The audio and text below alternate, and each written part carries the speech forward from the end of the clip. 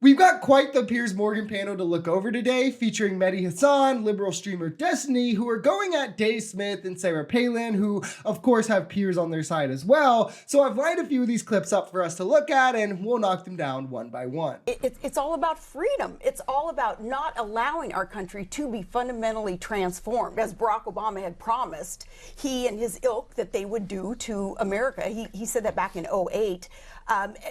We recognizing we don't need a fundamental transformation of America. We need a restoration of all that's good about America. What is the freedom that Donald Trump represents? And that is what Trump. Well, that's an interesting question. Is it the freedom to not have an abortion, to have a police officer looking over you when you go to get tested for pregnancy? Is it the freedom to have a president that lives above criminal prosecution? Is it the freedom to have tariffs related to every single product that we might import into the country? What is the freedom? We'll take one freedom that he is quite adamant about, because the majority of Americans are adamant about, and that's our Second Amendment rights. I'm sorry. How much anti-gun legislation or executive action did Biden do? And then compare that to Trump.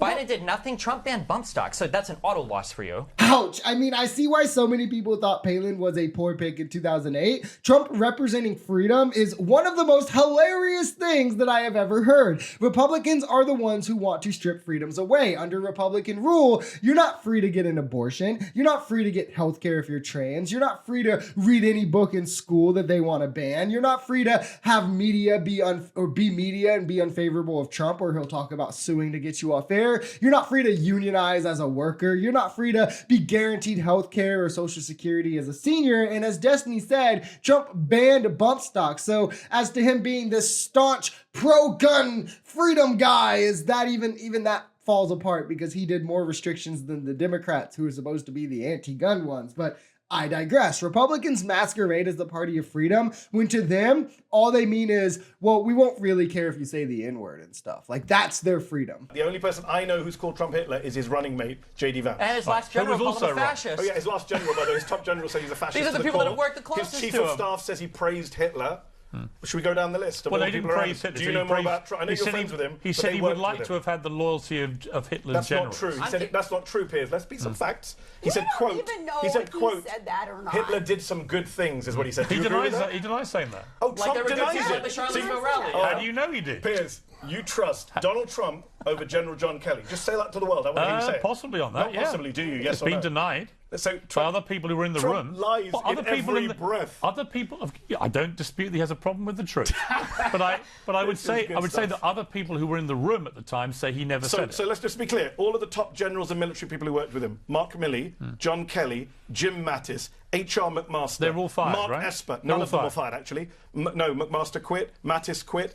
Kelly quit. So you're wrong again, Piers. Exactly. I mean, if MAGA wants to believe a known liar, lifetime con artist over our top generals, that's their prerogative. I mean, cult members will do culty things. However, I and any sensible person are probably going to take the word of honorable soldiers over that of Trump, who will say anything to save face. As to the Hitler thing, this is kind of a weird talking point that's been gaining more and more traction on the right recently. I mean, what elected Democrat has called Trump Hitler? Because none have. I'll just say it now, right? Not Biden, especially not Kamala. There's not a Democrat elected you can name who has. But you know who has called Trump Hitler?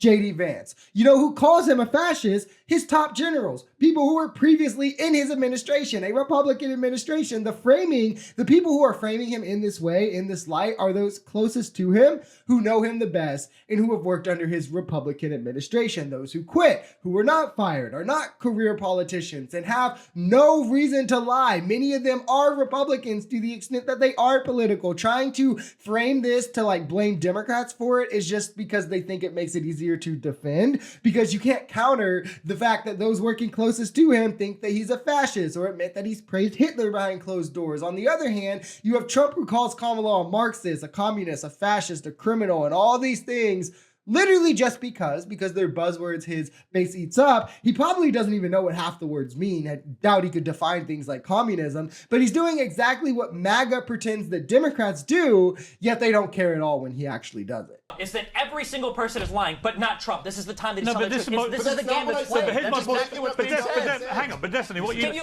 Hang on. I'm just curious, one question. Is there one other person with this track record of people around him that say he's a bad guy that you would support? Can you think of a single person with even half this many people that have worked closely with him. All of his personal people before elections, people like Michael Cohen, people like how many people in his campaign were arrested and then he pardoned immediately? People like Manafort, people like Bannon, like any one other person, just one person, Destiny. one person. I'm going to say one thing to you, which is this, which is, notwithstanding all your blind fury, you two, about It's all not this. blind. It's very. We're I don't. seeing Okay, clearly. I would say though, what's fascinating to me is the moment I try and turn it back and say, yeah, but hang on, what about the rhetoric from your side? So give me the rhetoric. I want to hear the all you've got Hitler, is Hitler. the Who Nazis, said Hitler? the Madison Square Garden is Piers, who 19. said Hitler? We've done this before in July. Let's play Literally, the game Hillary again. Clinton just said Let's this was 1939 all the over rally, again. the rally. The rally. J.D. Vance A said Nazi-style Yes, rally. it is a She's Nazi-style calling rally. Trump supporters I do think it's a Nazi-style Nazis. rally. Yes. There is no other person you can name. There is no other person who has successfully cultivated a cult. I guess maybe if you go back to Charles Manson, like those days, I'm sure him, right? But there's no other person this day and age who has done what Trump has done, to where no matter how many people close to him says, hey, he's untrustworthy, people will still believe him over everyone else. To support Trump, you literally have to have the perspective that everybody is lying, but Trump is telling the truth. You have to have the perspective that all Democrats, all courts, all judges, all AGs, all DAs, all media, any Republican who disagrees with Trump, 40 of his 44 cabinet members who worked for Trump, they're all lying, but Trump is telling the truth. Those who have nothing to gain, right, are lying. Trump, who has a history of lies that you can point out, like objective mistruths, he's the one you have to believe over those who have, in their career, never lied, who have held honorable roles, like being 5-star generals. They will believe Trump, who, again, everything to gain from lying, over those who have nothing to gain from telling the truth, let alone lying. It's egregious and it's silly on its face. As to the Madison Square Garden rally, however, it was Nazi-like. But there's a difference between something being Nazi-like or even Hitlerian in aesthetic or whatever, and calling someone Hitler. And I think that those with journalistic integrity have an obligation to call things like this out and label them as what they are. Riling up your base using racial tensions is pretty Nazi-esque. Using nationalist-like rhetoric, like America is only for Americans, is pretty Nazi-esque. That's not calling Trump Hitler. And if you are to try to say that, well, it is, and it's pretty much calling him Hitler because you're saying Nazis, then you have to concede that Trump calling Biden the Gestapo is also calling Biden Hitler. And then you just instantly lose the moral high ground you're trying to take from saying that anyway. You can't actually point to any elected Democrat calling Trump Hitler. So instead, you have to take these incredible leaps to try and make it seem so. And it's pretty embarrassing. Here are two facts. We do not have a problem right now with illegal immigration in the United States. We have a problem with asylum seeking, okay? That's the number one. That's a huge thing. But number two, if this was such a huge problem, why were Republicans so content to pull the plug on it when Donald Trump said, I need to leave the border open for me to run on this as an election issue? You know what that tells me? That tells me it was never really a problem in the first place. It was just a talking point. It's Trump's fault. Definitionally. Wait.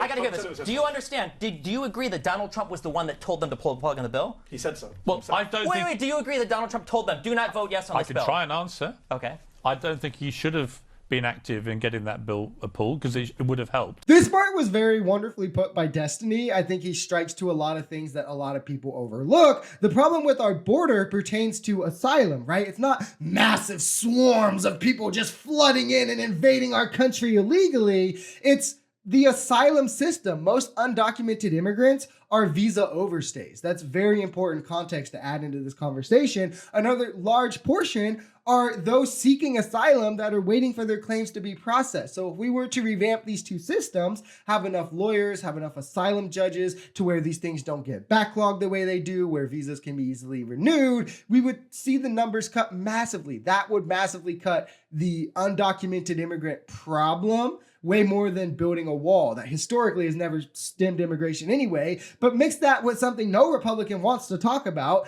lifting sanctions on the countries with high rates of migration, as the conditions that sanctions cause on a country line up 1-to-1 with the top reasons why people migrate. Like, you can literally look effects of sanctions on countries. You can look at polled reasons people migrate. It's like 1-to-1 almost perfectly. And as Destiny said, the fact that Trump said, hey, no, don't pass this border legislation, and Republicans went ahead and killed the vote, it gives the entire game away to how serious of a problem this really is. It's not this massive problem problem that needs fixed right now when Democrats are willing to sign conservative legislation and conservatives are saying no, it's just something conservatives want to use as a talking point and to fearmonger about because people hear invasion and they get scared and get paranoid. And that's what Trump preys on and what he does best. They never have to dive any further into the context about the border or even about solutions. They can just say, trust me. They'll fearmonger about the other side allowing it happen and then say they're the solution. And that's all you have to do. And people buy it, despite Trump never securing our border. One of the greatest lies he got across and passed, and it's just like now applied to him is that he had secured borders and he secured the border and all of this, when it's just not true. Border crossings spiked under Trump in 2019 to double, to the highest they had been in a long time, higher than under Obama, by the way, right? Before he then got saved by COVID. COVID came in and saved him from revealing himself as someone who did not know how to get anything crossed. I mean, he didn't get anything passed on the border. He didn't do anything on the border. He couldn't build the wall he said he was going to build. This was going to expose him, but then COVID saved him. Where then, months before he passed the presidency to Biden, it began to spike again. As soon as the effects of COVID wore off and people were traveling again, the numbers went up again, which just showed our border was never secure under Trump. But then he had the excuse of just passing it off to Biden and saying, see, it was all Biden. Let's not talk about the fact it started to spike in like June or July of 2020. But I digress. Republicans are just the most unserious people on the border. Nothing they say about literally anything should be trusted, but especially not about the border. And it's disgusting that Democrats have ceded so much ground to them on the issue when they never should have and should have just kept calling them out for the liars they are.